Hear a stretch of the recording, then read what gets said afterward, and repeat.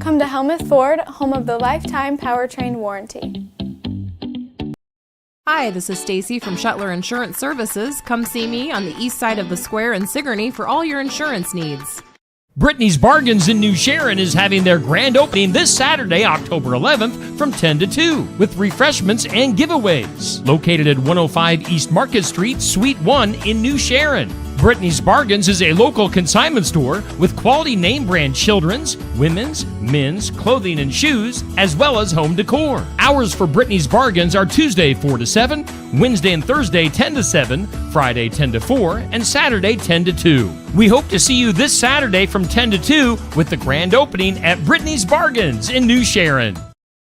The City of Sigourney will be accepting applications for the removal of snow from various locations in the city. All applications must be received by 4 p.m. on Wednesday, October 22nd, 2025, at the City Clerk's Office, 100 North Main Street in Sigourney, Iowa. The snow and ice must be removed in a timely manner according to the City Code of Ordinances. This is a seasonal position, paying $210 per occurrence. All equipment will be provided by the City of Sigourney. This seasonal position will run from November 6, 2025 through April 8, 2026. City of Sigourney is an equal opportunity employer.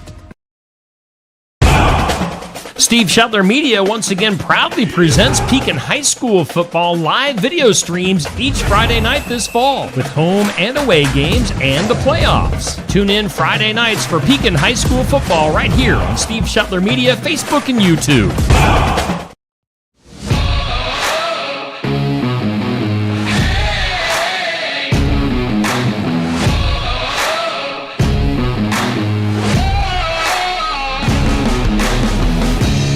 And welcome in. It's time now for the Tuesday night tune-up here on Steve Shuttler Media, Facebook, and YouTube. And maybe you're listening to this later on this evening on Skunk River Radio. We are, of course, coming to you live from the Oskaloosa Pizza Ranch. And we do thank Pizza Ranch, Sigourney Motors, Skunk River Radio, also Nutrient Ag Solutions in Keswick, Copeland Auto Body, James Family Greenhouse, Sinclair Napa, and Sigourney Body Shop for being on board as sponsors. Once again, I don't know why safe, but sometimes when we broadcast live here from the Pizza Ranch, I get this weird audio thing that's happening, and guess what? It's happening again. But we can still hear ourselves. Oh, that's great. Well, it just sounds like we're in a tunnel of some sort. But anyway, we'll get it figured out. Tunnel time on a Tuesday night. How was that for a tongue twister? Tuesday night tune-up, safe. Take it away. All right, welcome back, race fans, to TNT, the Tuesday night tune-up, and we are live here from the Oskaloosa Pizza Ranch, not a tunnel, if that's how it sounds. So we want to thank Marla and the crew here for having us, and it is October now. It is Marla, October. which means it is time National for some Pizza Month. National Pizza Month. Holy cow! This? I did not realize that it is National Pizza Month. That is great news. So that means you guys are gonna have some great deals going on. We do. So I'm going to read them because I don't have them memorized. Sorry. So you can get a large single topping pizza for $9.99, or you can get two for $22. Ooh, that is a good deal. It is a good deal. You could feed the whole family for under $25. That's pretty incredible. That is cheap, honestly. That is very cheap. So, yeah, you guys are always doing some new stuff here at the Oskaloosa Pizza Ranch, new deals, and I believe it is getting a little cooler now, and you guys are trying to turn up the heat a little bit. We are. You So do we have a new also pizza. have the what? A new pizza? I said the what though. Oh, the what, yeah. We have the popper pizza, and it's a little spicy. You should come and try it. It does look spicy. I think I saw it had like jalapenos on it. It does, and it's got peppers, jalapenos, it's got cream cheese, and then it's got hot honey. Ooh, hot honey. Yes. Kyle Harwood and I got to try the new hot honey wings. Yeah, and how'd you like that? Those were quite delicious. They are good. They are good. If you've never had wings from Pizza Ranch, call the Oskaloosa Pizza Ranch and order some, especially get the hot honey with them. I highly, highly recommend that. Yeah, it's not super hot, but it's just warm enough, so it is very good. We have Pepsi now, so just Whoa, for some of those yeah, Pepsi listen to that. drinkers, we are carrying Pepsi now. Okay, so out with the Coke. Yep. In with the Pepsi. Okay. A little bit of a curveball there. I was little not bit. ready for that. So. Oh, I know, but there's no cherry Pepsi. That'll be okay, though. Taking that away. I know. You do have Dr. Pepper. We do. And you have, I saw that you have brisk raspberry iced tea out there. And then, as they say, within You have a mug few root weeks beer we'll now. have all of our teas back. So we're getting a Oh, new okay. tea system. Ooh. So we will have that too. And no more Barks Has Bite root beer. It is now mug root beer. So Neil, sorry, buddy, no more Barks. So that might ruin Neil. It'll be okay. He'll be okay. He'll find live. something else. That He will. likes. He will. He'll have to try the honey hot. Yes, he will. So, no, Marla, we want to thank you for everything you guys do, for hosting us each and every week, feeding us. It's always a great time here at the Oskaloosa Pizza You're Ranch. welcome. It's been a pleasure. Absolutely. So we are going to let you get back out there. It looks like you guys have a busy night here with Kid Night as well on Tuesday nights. So, again, we just appreciate you. And, folks, we're going to take a quick commercial break and let Marla get back to her job out there. And we will be back with our interview of the night with Ron Verbeek here in just a few minutes.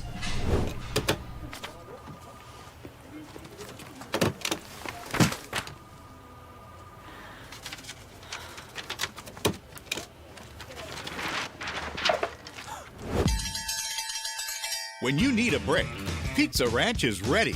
Rough day or good day, sometimes you just need a buffet. And we've got all your favorites always ready to serve. Come to the place that puts a smile on your face. Make it a buffet day at Pizza Ranch. Hi, I'm Krista Sellers, driver of the 7K Figure 8 race truck. I race at local figure 8 tracks across southern Iowa. One of my good sponsors is CJ at Sigourney Motors. Next time you or someone you know is looking for a good used vehicle or in need of some minor repairs, you can contact CJ at Sigourney Motors. Give them a call at 641-224-8056 or stop by 705 East Jackson Street in Sigourney, Iowa. Hope to see you at the races or at CJ's shop. Skunk River Radio, country music from 1990 through 2010 with some Iowa country music sprinkled in. Listen at skunkriverradio.com, download the app, listen on Alexa by saying, Alexa, play Skunk River Radio on TuneIn. You can listen to me, Steve Shetler, each weekday morning from 6 a.m. to noon, and listen to The Haze from noon to 6 p.m. Skunk River Radio, online radio for country music from 1990 to 2010. At Nutrien Ag Solutions, we are dedicated to your success. We partner with growers like you to expand your possibilities with unparalleled offerings. Your unique challenges are met with more customized solutions than anyone else can offer. With you, we're feeding the future together.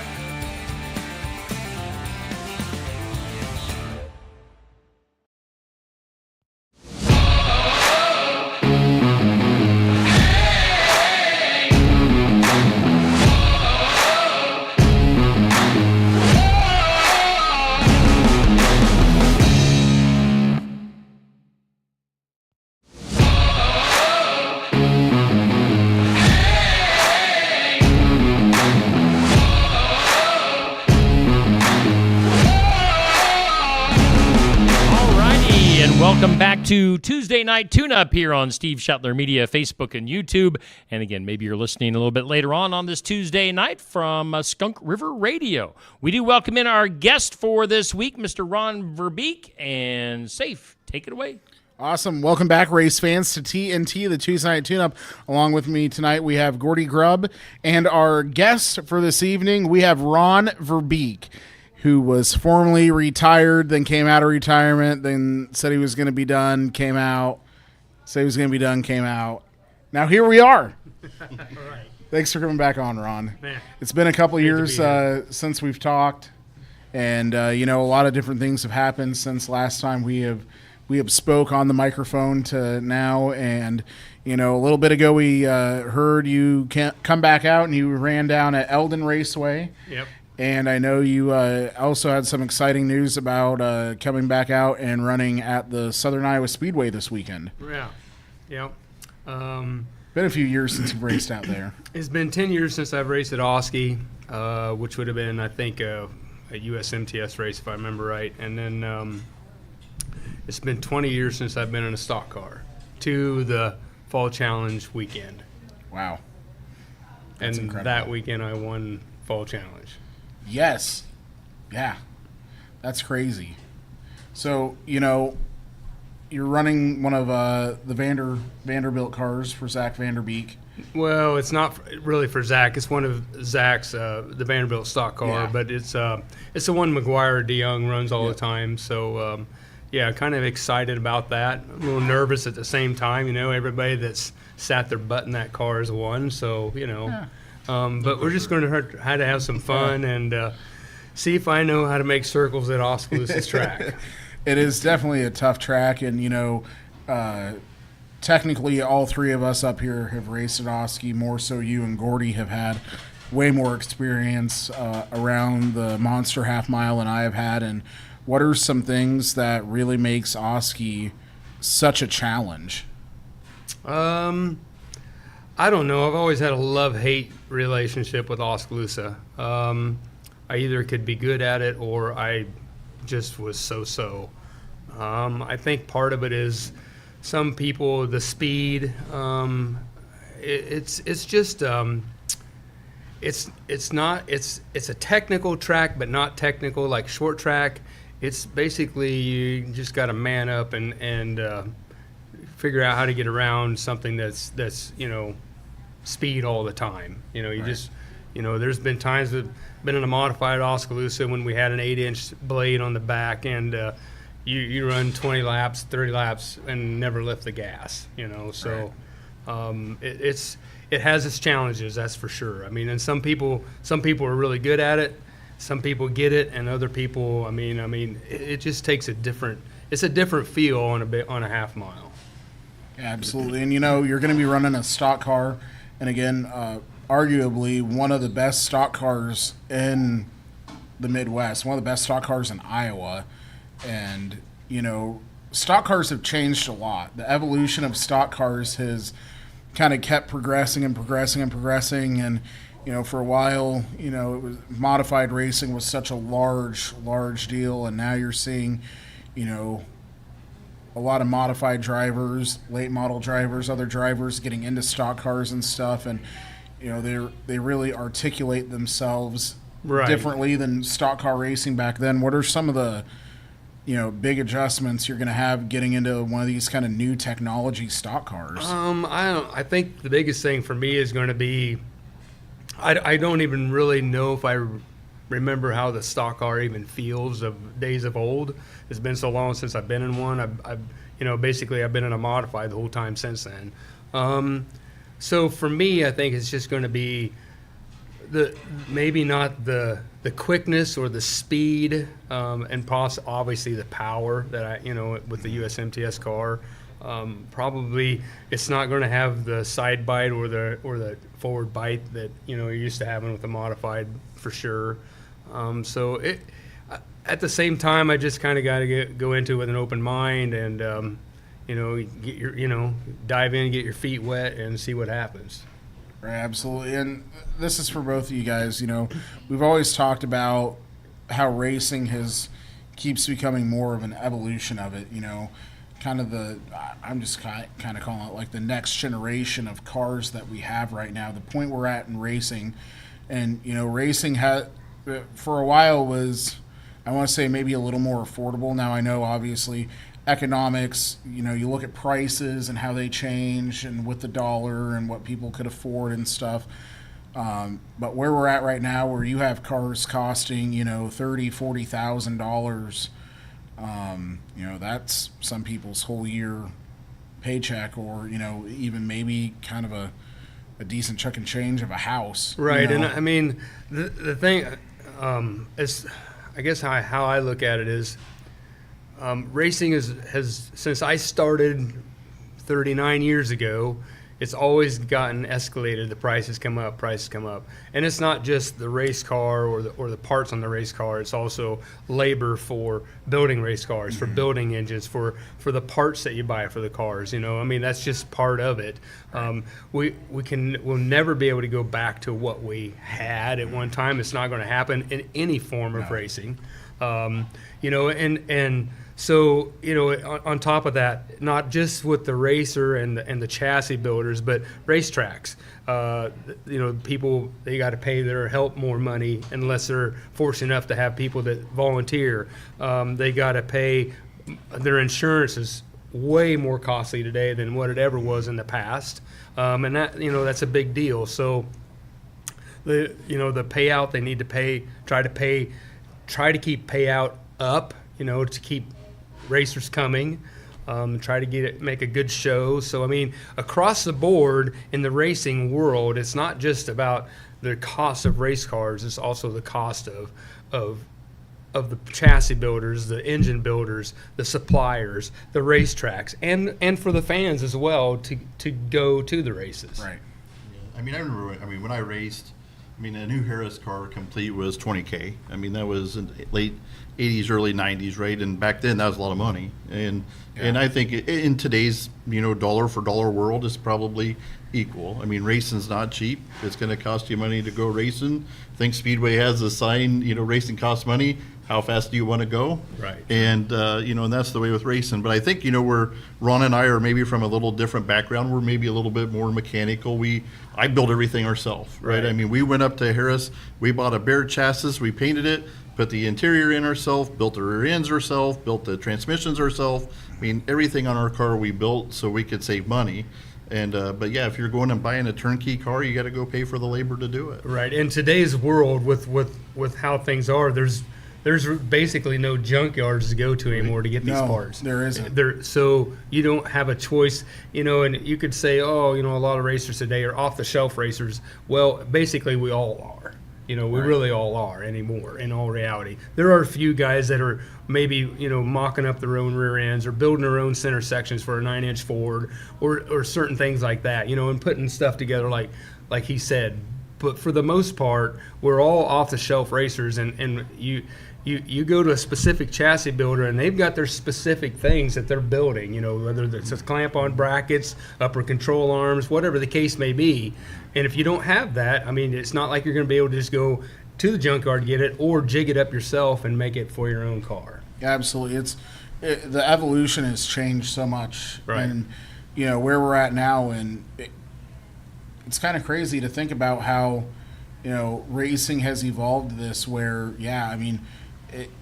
it's not, no more junkyards. Right. But those parts aren't available at junkyards either. We're starting to see these aftermarket chassis now where, you have manufacturers starting to build these chassis like Speedway and stuff because, G-bodies really are gone. They're either getting crushed or they've been converted into a race car already, Well, it's been several years ago now, but there was a time when junk was worth some pretty good money, and all these junkyards that had those style of cars, that they could get way more out of them by crushing them than they could from some racer coming in and say, well, I want to buy the body, or I want to buy the frame, or I want to buy the upper and lower control arms, or the spindles, or whatever, and they were just crushing them. So we're at that point where we have to depend on someone to make the panels. There are some guys out there still putting old, have an old car in the backyard or whatever that they're gutting and making their own body panels or using the OEM panels, but that's basically gone by the wayside. Yeah, and in the ensuing years too, you're starting to see some plastic bodies to an extent, where quarter panels and things like that are getting made out of like a thicker plastic. Yeah, that's it's weight the late reduction. model world and the modified world has kind of went to some of that in a sense. The stock car world, they are kind of playing around with that, with the Camaro body.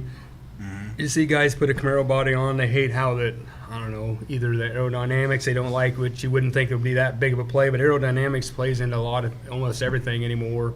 So that's kind of up on the fence. With all sanctioning bodies, it's a tough road to go, and how which way they need to decide to go, because if you already have so many parts already that have a stamp, if you want to call it whatever, to use for that particular sanctioning body, and where do you stop with that? Exactly. You got to have some ingenuity somewhere to where the guys can still do a few things. Mm-hmm. Yeah, absolutely. And I feel like that's the hardest thing that we're seeing out of a lot of these sanctioning bodies is, where do you stop? Where do they draw the line at? Here's everything we can control, where do we let some creative freedom now? And, really, quite honestly, in IMCA, your creative freedom is your wrap. Yeah, I mean, to an extent, there's still some creative freedom there. I mean, but that also comes down to play with the chassis builder as well. Mm-hmm. Like I said, that's where the creative freedom comes. The racer himself doesn't really get. He gets to play around with what he wants to, what he feels in his seat of the car, and change things that way. But at the same time, he's still buying the part from the chassis builder to make sure that part is the same time after time after time after time. Yeah, absolutely. And I think another big thing is we kind of touched on it, with the cost of racing. And you talked about it a little bit, Ron, is, keeping fans going to the tracks and keeping tracks open. And unfortunately, that is a big issue we're seeing right now. It's coming up more and more often where you're seeing a lot of these tracks close, or you see the dying car counts that lead to, we're going to go to maybe twice a month racing or once a month racing, or we're only doing selective specials. Yeah, and there's no doubt about that. And this has, I don't mean this in a bad way to any young racer, but for the most part, when we started, I mean, I had the help of me, and doing my own thing in the hobby stock when I first started, and basically the stock car as well. However, today's racing world takes a lot to get going and get involved, and the younger people that come, let's say even someone out of high school, then let's say they go get a good job at Vermeer or Pellicorp or wherever the case may be, to own a home and to raise a family if that's what they choose to do, plus have the race car.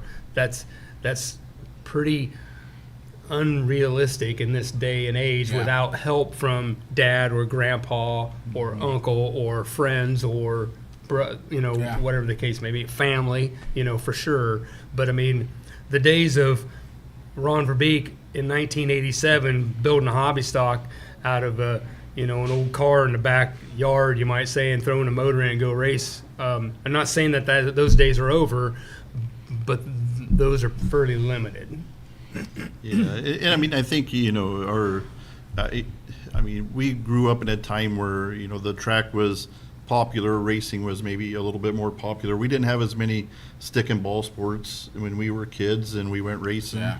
But like Ron said, it takes a different individual to want to go do this. It's going to take all your spare time. Yep. It's going to take all your spare money, and you have to be committed. Yeah. And with that, you're going to take a lot of lumps along the way. I mean, your first 2 years, you might as well be plan on running last, and hopefully you don't get wrecked. And those are, that's pretty hard in today's world to where it's different. And it's just one of those things. I grew up with a dad that loved racing, and I was fortunate. And and some families don't have that these days, and it's just our lives revolved around the car. Our car was our phone, so to speak, Yep. and that turned into racing, right? Yep.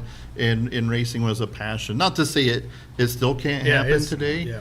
It just takes different individuals. It takes things getting started with the youth. I mean, that's more or less why we love to do the RC racing that we do. Exactly. It's to try to generate youth into our sport. I mean, that's my one way of trying to give back, is take what we've learned for 20 years and you go out here and you start putting shocks and springs on an RC car, maybe they'll show up at Wednesday night at Oskaloosa. Right, right. I agree. I mean, that's a perfect example. It's no different than in any kind of automotive endeavor. You go to old car shows or whatever, and some people don't like what some of the younger guys have for cars, and I tell the older guys, me maybe being one of them or close to that, it's like, don't complain because they're here. Right, that's right. I mean, give them the opportunity to like what they like. Maybe they don't like what you like, but they're still here and they're still wanting to partake. I mean, and somehow or another, I'm hoping, I pray that the dirt world can continue that, as well with the younger group. But like he said, I mean, the stick and ball, we had stick and ball, but we didn't have we didn't have softball, spring, fall, ask Gordy about that. Summer. I mean, we didn't have those sports didn't exist year round. Right. And so, you had kids in the summertime that was able to come to Wednesday night. Well, now, their nights are filled with other and there's nothing wrong with that. There really isn't. Right.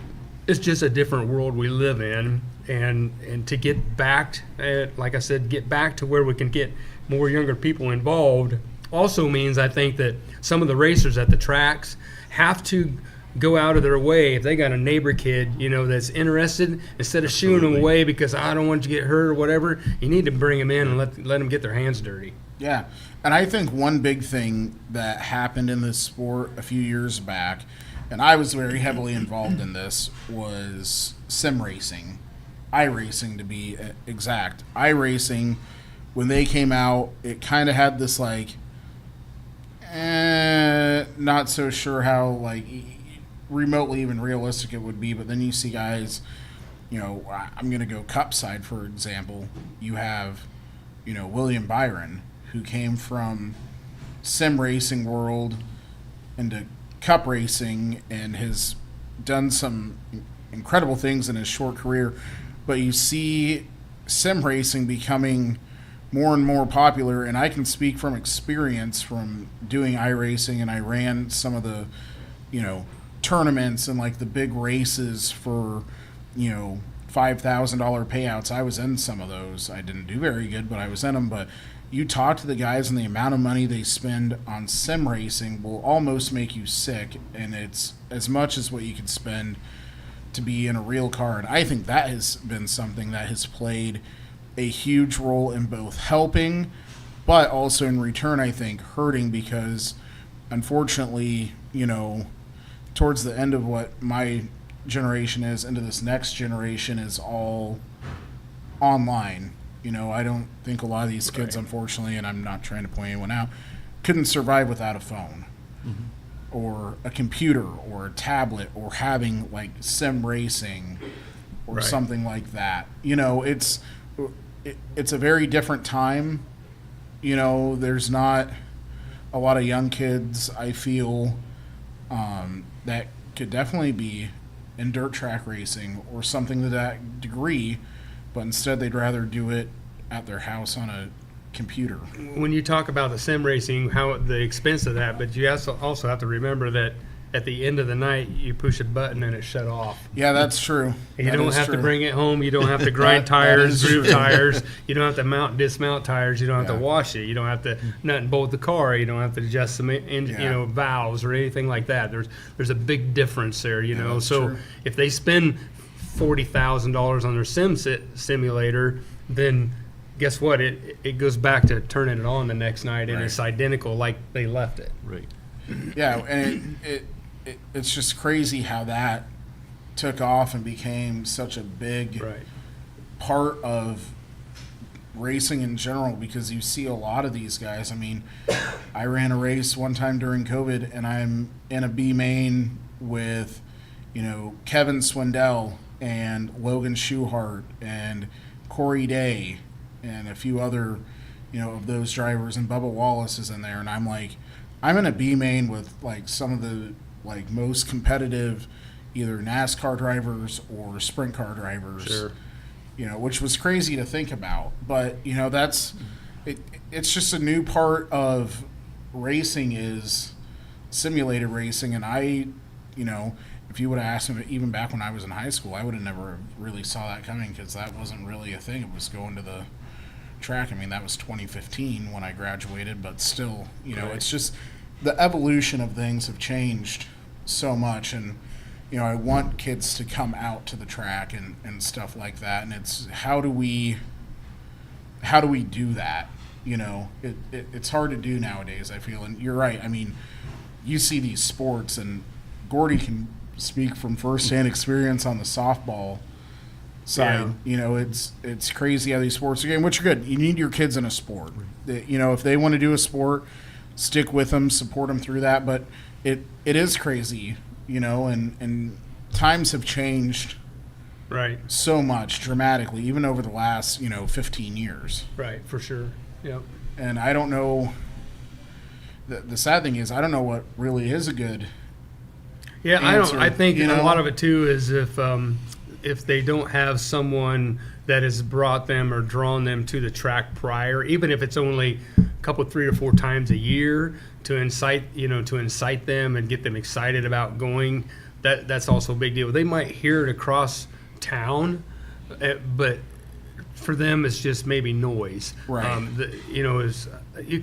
Promoter can do all he wants. I mean he could, if a promoter had a full year or someone saying, listen, you just charge nothing for people to get in the grandstands. We are in the age that it will bring people in, but it's not going to flood the stands every night. No. It's just not going to happen. No, absolutely not. It's how do we get this younger generation either more involved? And I think, what Gordy has been doing with the PCRC and now turning it into having a second track out at my place, trying to get this next generation involved somehow in racing, even with RC, has been a big step, and we're starting to see that. I mean, we're seeing more and more unique drivers each and every time and stuff, and we're starting to see some of these younger kids get interested in. I think that's the biggest hope, is that, and this is to everyone out there that either has a race car or is involved in racing somehow, is, like Ron said, if you have neighbor kids, if you see, someone, they're kind of peeking in your garage at your car or something, and invite them over to look at it, tell them about it, keep growing this sport. And that's what I love about having this show at Pizza Ranch, is we're in a public place. Right. That's been the cool thing, is Steve has always figured out how to get us somewhere public to talk about racing openly, and whether there's a kid walking by at the buffet and they kind of see in here or something, just that idea of somewhat getting someone slightly interested is the best thing I think we can do for racing right now. Right. I And agree. it's tough. Right. It's for sure tough. And Ron, you have a lot of years in the car, and it's cool that your wife Darcy is here and she has on one of your old racing shirts. And why don't you tell us a little bit about your history in racing to where you are today, for the folks maybe listening that don't know about all that. How much time do we have? We got some time. Don't worry about it. So my racing started not as a young person. My grandpa would leave the farm on Wednesdays once in a while, and he would come to town, and once in a blue moon he'd bring me, not so much my other brothers because they were younger than me, but I can remember vaguely going to a racetrack once in a while. That is, if he was not going to come to town and go to the pool hall for himself, and then after that, then he would go to the races every Wednesday, or for the most part. So but it never really sparked me. And then in high school, I went to school with Pat Surface, and then he and Doug DeYoung started racing, and then they kind of separated themselves, and I basically started helping Pat as a quote-unquote mechanic, you might say, going to the races with him. And we was at Marshalltown one night, and I believe this would have been when the stock cars, the IMCA cars back then had a Red Baron Pizza is what the name of that, I think it was called, or series or whatever. We were at Marshalltown one night, and Pat's dad was supposed to drive the car in a mechanics race, and his dad, JR, decided he didn't want nothing to do with it, and so Pat had already signed someone up to drive it, and he finally convinced me to get in the car, and I went out and ran that mechanics race, and I think, if I remember right, that would have been 87, and it wasn't like 2 or 3 weeks later I had my own car. Pat had an old Malibu, or I found an old Malibu, I forget. We took an old cage out of one of his wrecked cars, put it in that, and just made it work. And then from that was kind of where it started. And then basically cut my teeth on Oskaloosa, all the way to 2011. Basically never missed a night, up until 2003. I raced a modified for Jim Reeder in 2002, and we ran as much as we possibly could. I think we put almost 90 nights on that year. And then I was also driving for Joe and Sharon Ferguson in the stock car at the time, and I think we ran 50-some nights in the stock car, and it burned all of us out pretty badly. So then from 2003 on, I intentionally missed at least 1 or 2 nights every night at Oskaloosa.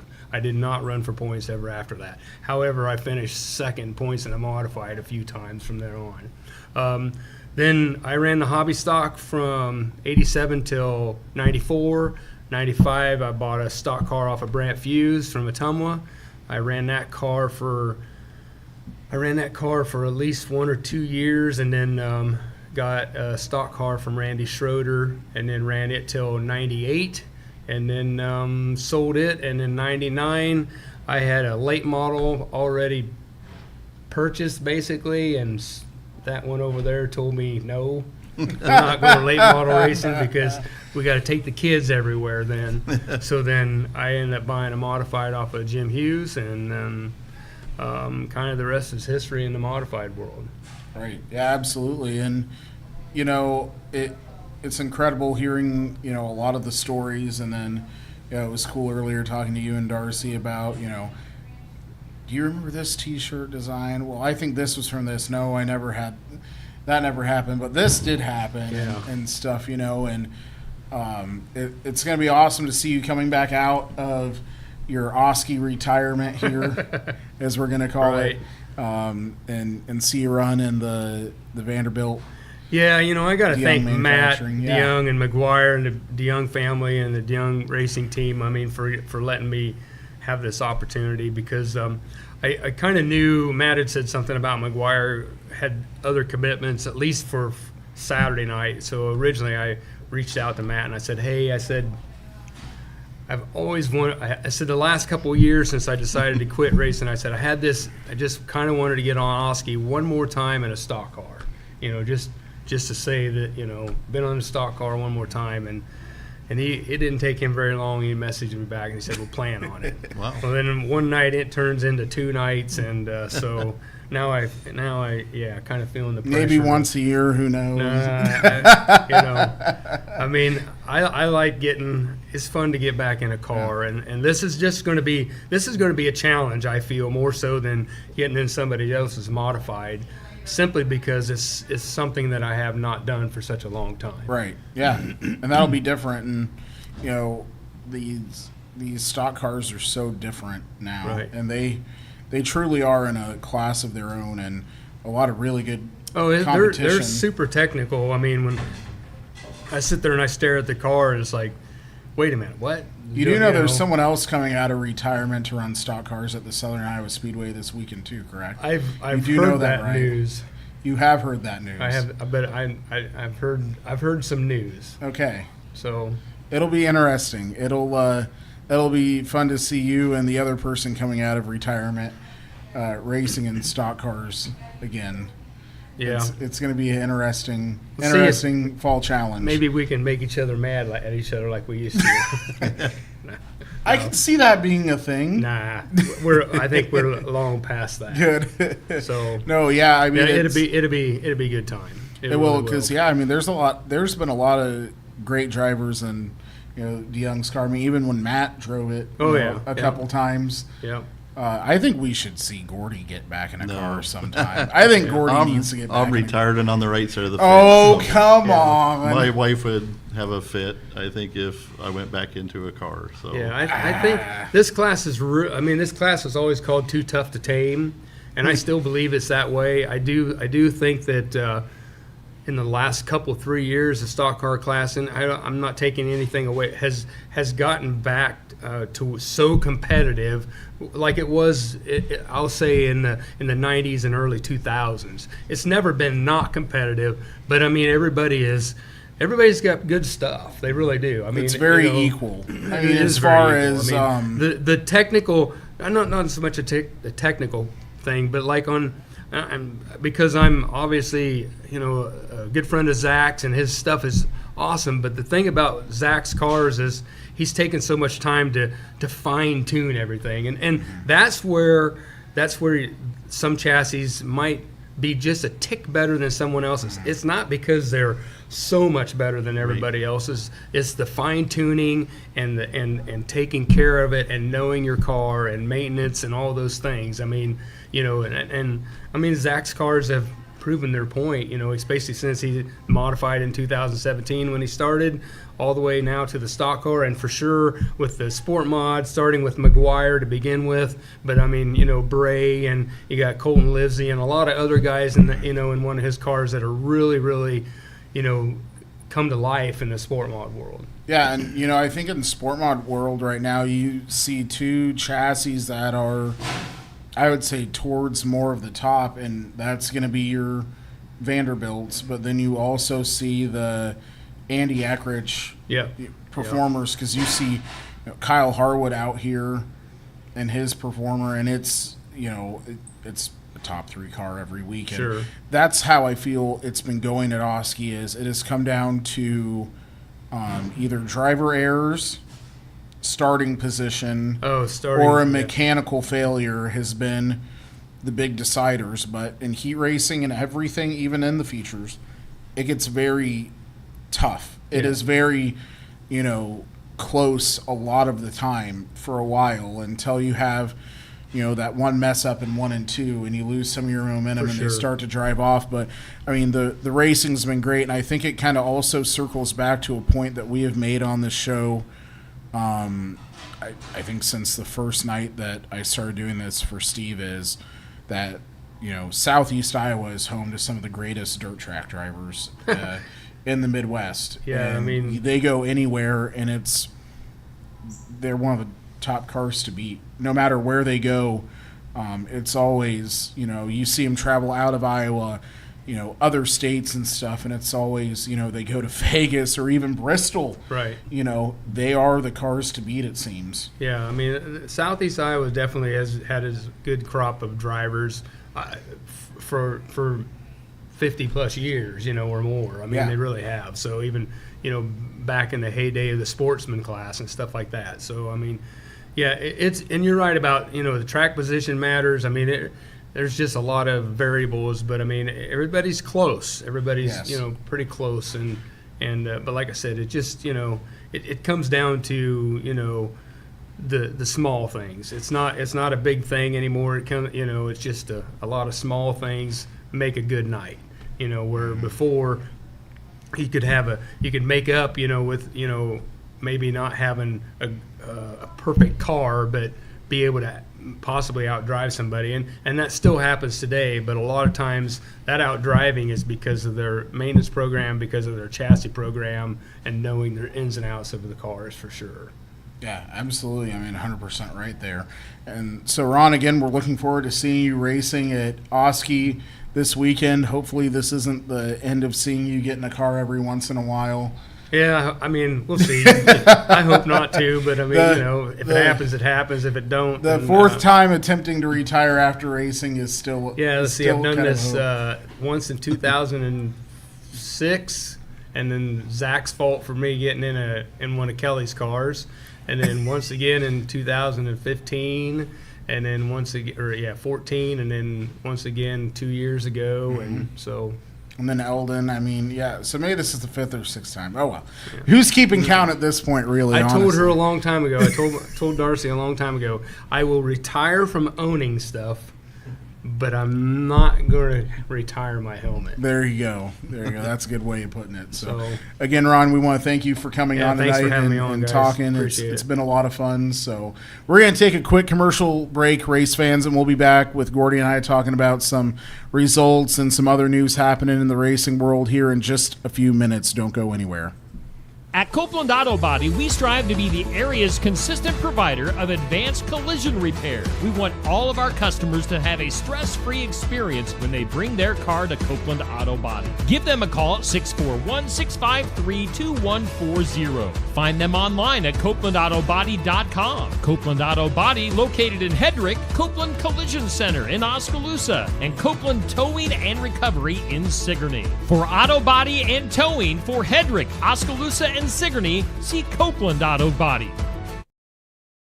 Stop by James Family Greenhouse and Produce in Sigourney. They have a variety of hanging baskets, annuals, shrubs, perennials, trees, mulch, and vegetable plants. Plus, you can spruce up your landscape with yard decor or decorate the inside of your home with home decor. James Family Greenhouse is also a great place to stop in for some gift ideas. You got to stop in and see it all for yourself. James Family Greenhouse at 701 East Jackson in Sigourney. And be sure to follow their page on Facebook. Got a problem under the hood? At Sinclair Napa, we're here to help. No matter if you're tuning up the family car, gearing up your heavy-duty truck, or maintaining your boat, we have the know-how you need to keep your ride running strong. Whether it's top-notch parts, expert advice, or unbeatable customer service, Sinclair Napa is your one-stop shop for all your automotive needs. Because at Sinclair Napa, we don't just sell parts, we're here to help you get the job done. Stop by today in Sigourney, Montezuma, Williamsburg, Centerville, or Ottumwa, or visit us at SinclairNapa.com. If you've had a run-in with a deer, a fender bender, or any sort of accident with your vehicle, take it to Tony and the guys at Sigourney Body Shop at 210 West Clark Street in Sigourney. They'll get you back on the road in no time, and Tony will help you out with a free estimate. It's service with a smile at Sigourney Body Shop. Give them a call at 641-622-2022, or again, stop in at 210 West Clark Street in Sigourney. And we are back at the Oskaloosa Pizza Ranch for Tuesday Night Tune-Up. Again, we do thank all of our sponsors on board for making our broadcast possible. The Oskaloosa Pizza Ranch, Sigourney Motors, Skunk River Radio, Nutrient Ag Solutions in Keswick, Copeland Auto Body, James Family Greenhouse, Sinclair Napa, and Sigourney Body Shop. Let's go back for the last segment with Safe and Gordy. Guys. Welcome back, Rays fans, to TNT, the Tuesday Night Tune-Up. And if you missed it, please go back and rewatch or listen later on Skunk River Radio to our great interview we had tonight with Ron Verbeek. That was a good time. Yeah, good time. I mean, almost going back to nostalgia days a little bit. You know, I can remember back to when Ron was first getting into hobby stocks and everything else, and good for him. Hopefully he has a good weekend coming up this weekend. Yeah, I think you still need to get back in a car. No, I think we could convince your wife. No, I think when I was done, I was done. I mean, I raced since I was, 11 years old, and by that time I was 35, and I was just ready to be done with it. I take it too seriously, and I just can't get back in and do a one and done. No. If I went back, it'd be toter home, full out on the road, living, stuff like that. So no, I don't think your wife would go for that. Yeah, that's the part she don't go for, because she knows once you open that can of worms, you're not going back. So speaking of can of worms, I watched the National Open. And I am going to go ahead and call out Connor Wade with the World Racing Group. And if he ends up seeing this, Connor, there's been a lot of tension around the Stenhouse Marshall Racing team as they made an announcement a week or so ago saying that Sheldon Haudenschild and Kyle Ripper were going to leave Stenhouse Clausen Marshall Racing at the end of the year. They were going to let them finish out the 2026 season, and then they were done. And that kind of came as a little bit of a surprise, but also not, because Sheldon's had kind of a rougher year. Mm-hmm. And he's very honest and open about that, and so is Kyle Ripper. But Connor Wade literally goes up to Kyle Ripper about 5 minutes before they get to roll onto the track for the National Open, the last crown jewel of the year in sprint car racing, and asks Kyle Ripper, basically, you got let go from your job and you don't know what's next, so do you guys want to win the National Open? Which is probably about one of the dumbest things I've ever heard asked to anyone in a point-blank interview, and luckily I think Kyle was able to keep a calm head on him, and he's like, well, yeah, we want to win, and stuff. I think he was so maybe dazed by the question, because I know as watching I was. And then Sheldon goes out there and wins the National Open, so I think that plays a big question of what is going to happen for Kyle and for Sheldon next year. I'm sure they already have a plan. The way they made it sound, they already know what's going to happen. I don't know exactly where they're going to end up. I see them as another one of the potentials to become part of a franchise team for the High Limit Series. With that franchise tag they're doing, I know you're going to see a lot of teams, I think, switching to that or going to that. So I think that is maybe one of your new High Limit drivers next year. Yeah, very well could be. All to be determined, and we'll see what happens. And silly season has begun. It has, and I think, silly season has always been, when you see them get released, and then it's like, what do you do if you're not an outlaw driver? Yeah.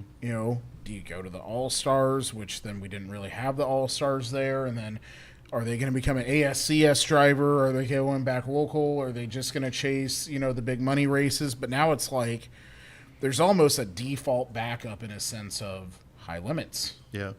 And High Limits, or, there's a lot of local tracks. I mean, look at Knoxville and how well they pay and what they do on a weekly show. And, you could very well find yourself, racing at Knoxville for a season. Because you saw Ryan Timms do that, and look what happened to him. Right. He wins the Knoxville Nationals, and then goes on and wins the Tusky 50, and then honestly, he really didn't necessarily have a bad National Open for it only being his 5th time at Williams Grove, which is one of the toughest sprint car tracks. I mean, it's literally a paperclip. Right. Yeah. And and the Pennsylvania posse always runs well there. They do. And it's a tough place to race. Yeah, it's going to be interesting, but I think this High Limit deal is going to just keep getting bigger and bigger and bigger, and you see what they're doing, though. I mean, Musco Lighting from here in Oskaloosa did got with them, and halfway through the year they did a most progressed driver payout to whoever started the year like lower in points, then worked up higher in points, and whoever did that got some bonus money from Musco Lighting. Cool. The innovation right now in High Limits is so evolved and is so next level. It has completely flipped the idea of these traveling dirt car series on its head, I feel. Sure. Again, it's like PGA versus Live Golf, and it's been kind of survival of the fittest, but I would be scared to be the World Racing Group right now. I would be scared to see what's going to happen next season because it's already starting. I mean, Tony Stewart Racing will not have a car in World of Outlaw Racing. Right. Which is crazy because there's for the longest time there's been a Tony Stewart racing car at World Outlaw events, and now you're not gonna see that. I mean, it's what we're coming down to. Sure. Yeah, and it's it's just one of those things. It's there to help promote betterment. Of the drivers. I mean, drivers and teams put out a lot of money, right? And it's nice to get rewarded money back and to make it successful. And I mean, it's going to be interesting to see what all happens with it. I mean, I'll be the first to admit, when I kind of heard of the High Limit coming in, I was kind of like, okay, I remember back in early days there was a USA Racing that was going to split the Woo and the good drivers going to go that way, and it all fell back to the Woo. But I think this time here, I think the High Limit Series is in there to stay.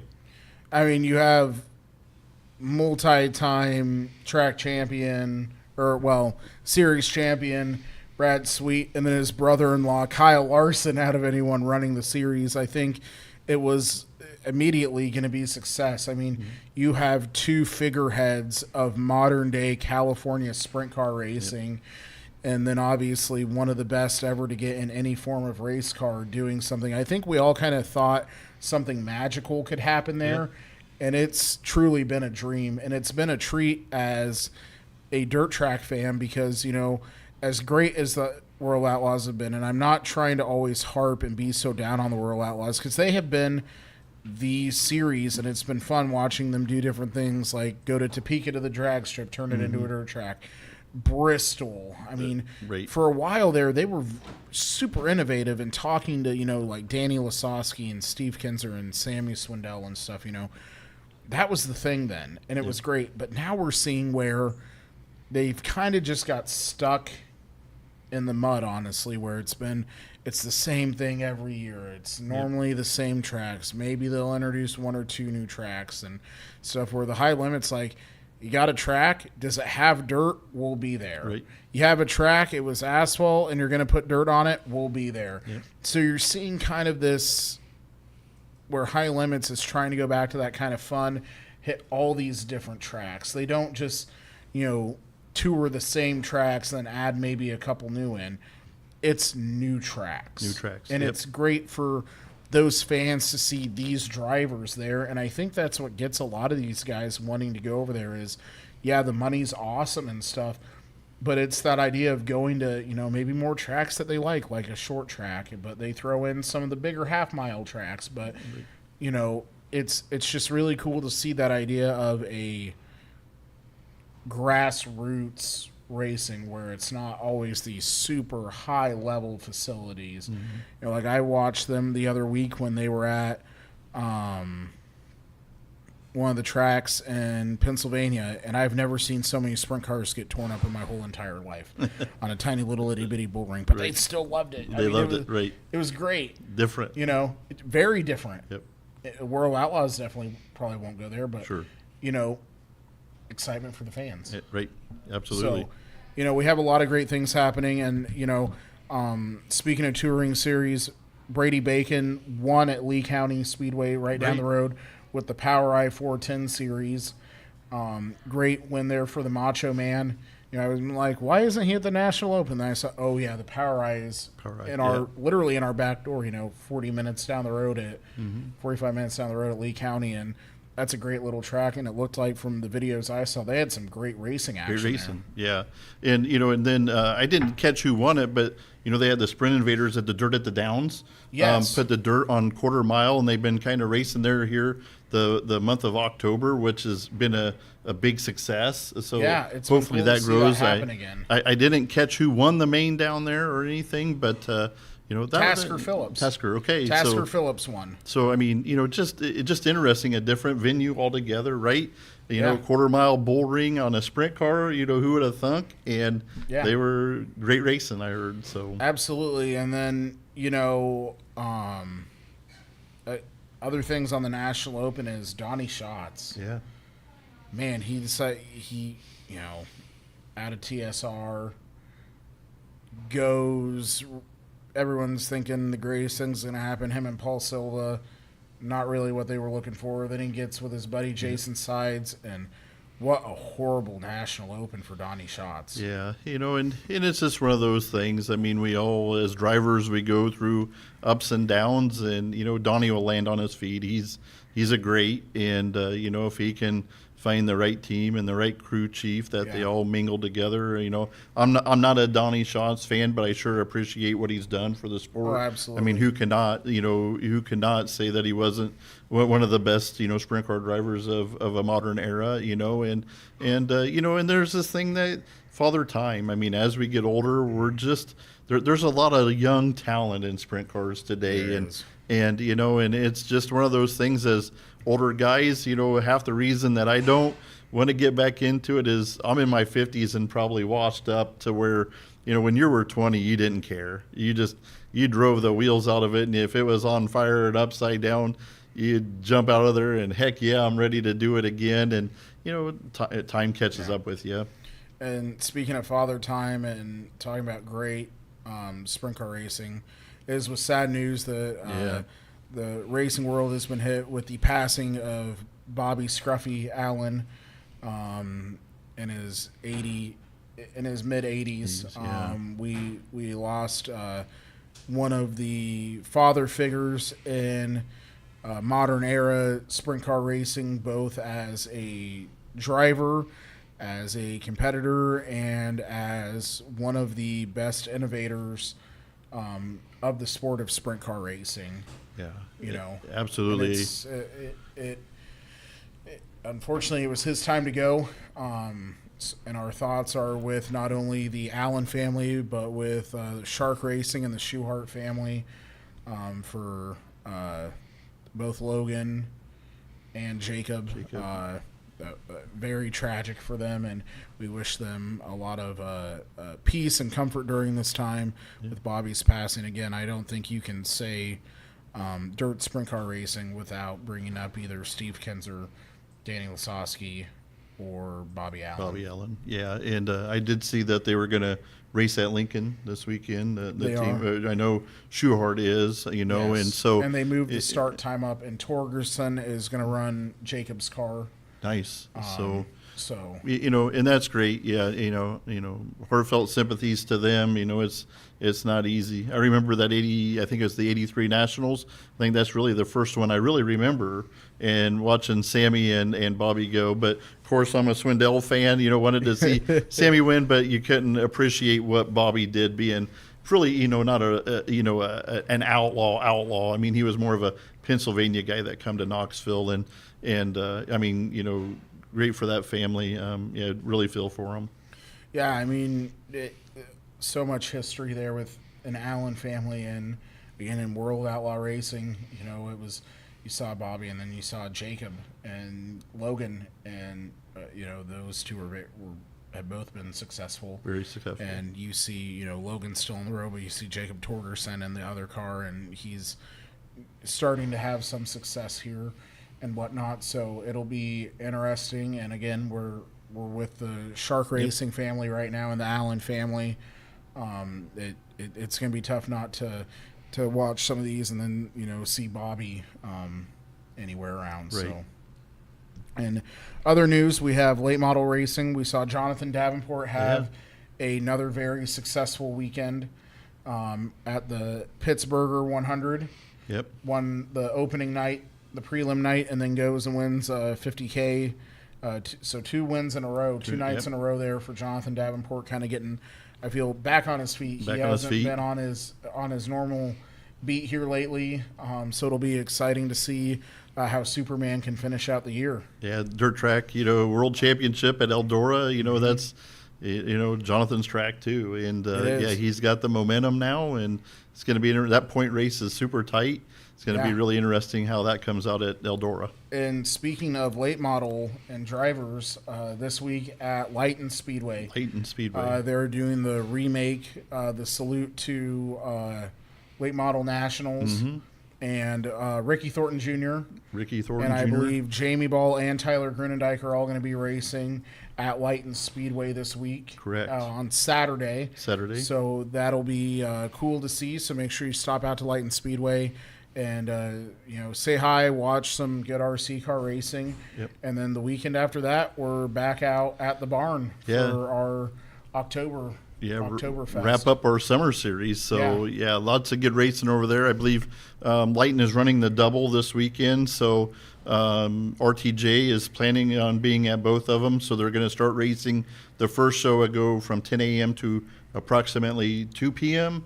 Then they're going to do like 2 hours of track prep, and then they'll roll into the evening show at 4 o'clock. So there's a couple chances to come over and see, you know, RTJ, Tyler Grunendijk, Jamie Ball over there at those shows. So if your plan is to go watch the races out here Saturday night, you can still come over to Leighton Speedway on, you know, Saturday morning and catch those guys. Yeah, absolutely. And then it's you know, it's kind of hard to see that the summer's winding down, and we're talking track championships and summer championships, and but we're headed into our winter season. So you know, watch PCRC Speedway. I plan to have the full winter schedule posted here probably, if not late this week, early next week. We got all the dates solidified. Everything's ready to roll between, you know, both tracks. You know, minor rules updates, we'll put those out there where we're at into the point standings, headed into the last, you know, race out there. Which is crazy. Yeah.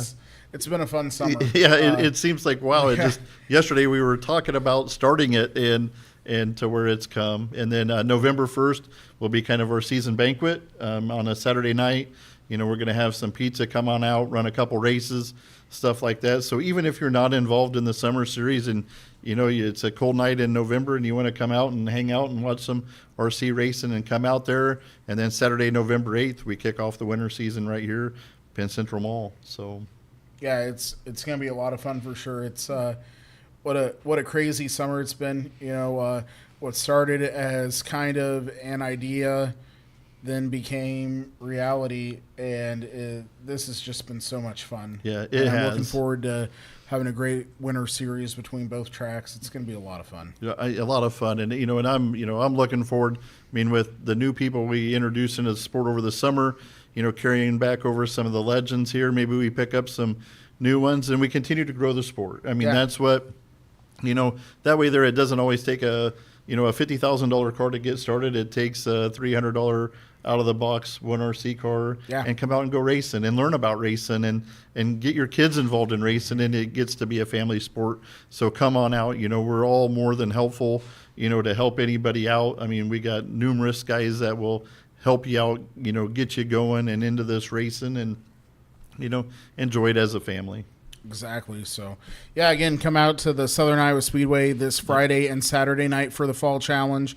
Ron Verbeek will be racing again in the McGuire DeYoung 30M stock car, and there is another gentleman coming out of retirement in the stock car. I am not going to name any names. I told him I would keep it anonymous for now, but just know that there will be another driver who has had some success at the Southern Iowa Speedway, who was a weekly contender coming out of retirement to run in the stock car class as well. Nice. So it's going to be a fantastic weekend at the Southern Iowa Speedway. And then again, make sure you go over to Lighton Speedway for the salute to the late model nationals. See Ricky Thornton Jr., Tyler Grindendike, and Jamie Ball all running RC cars there. And then don't forget the weekend after at the barn out on Highway 92 East. We will have one RC car racing on the track out there. So again, we want to thank you all for tuning in tonight on TNT, the Tuesday Night Tune-Up. I want to thank Gordy Grubb again for coming up here and talking with me tonight on some different things. Again, we want to thank our host venue, Oskaloosa Pizza Ranch, for giving us some delicious food and giving us a great place to host the show each and every week. And again, I want to thank Steve Shetler Media, Skunk River Radio, for the opportunity to come and talk to you guys every Tuesday night. So, and all of our wonderful sponsors, all of the different people in Sigourney, Nutrien, Ag out of Keswick, and there's so many more that we're just very thankful for sponsoring the show each and every week. So thank you all. We will see you here next Tuesday night on TNT, the Tuesday Night Tune-Up. And let's run down those sponsors. We do thank Oski Pizza Ranch, Sigourney Motors, Skunk River Radio, Nutrien Ag Solutions in Keswick, Copeland Auto Body, James Family Greenhouse, Sinclair Napa, and Sigourney Body Shop.